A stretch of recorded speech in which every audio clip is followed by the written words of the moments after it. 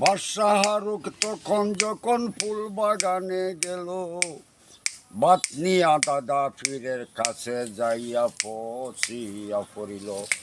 তখনও বলে তবে দাদা পীরে তাই, বলো কি ঘটনা তবে আমি জানতে চাই। হারুক ইসলাম বলতাছে কান্দিয়া কান্দিয়া, আমারে এক পাগলে অভিশাপ দিল ওই রাস্তাতে আসিয়া। আপনেরে কানা খাওয়াই প্রতিদিন আসিয়া, আরেকজনে খাওয়াইতাছি হুডেলেতে নিয়া। আজকে আমাকে এক পাগলে আবার ওই আটকাইল, ভাত দিলাম না বলে অভিশাপ দিল। বলছে আগামীকাল সূর্য উঠলে আমি বাঁচব না। আজকে আমি কি বলিব শুনেন তার ঘটনা। এই কথা শুনিয়া তখন দাদা ফিরে কি কাজ করিল, দুই হাতে নহর নমাজ পড়িতে লাগিল। নহর নমাজ পড়ে তখন মোনাজাত ধরিয়া বলতাছে, হারুক ইসলামের আয়ু কত ডাইরি কাতা, আল্লাহ আপনি আমাকে দেখাইবেন যে যাইয়া।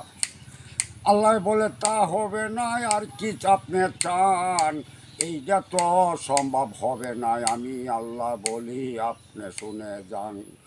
তখন বলতেছে তবে আমি আর কিছু চাই না, হারুক ইসলামের আয়ু কত আমি তবে জানতে চাই। বলতেছে ওইটা তো আপনি কখনো সম্ভব হবে না, আর কি আপনি কি চাইবেন আমাকে বলেন না।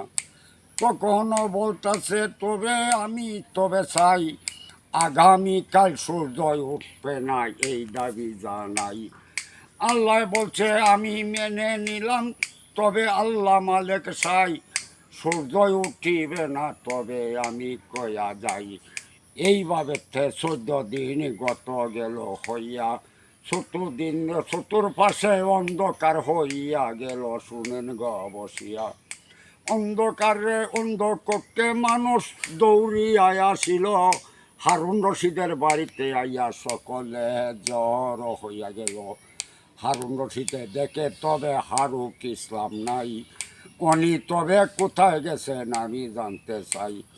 হারুন রশিদে দৌড়াইয়া গেল তার ফুল বাগানে, যাইয়া দেখে মোনাজাত ধরিয়া আছে পাগল সেইখানে।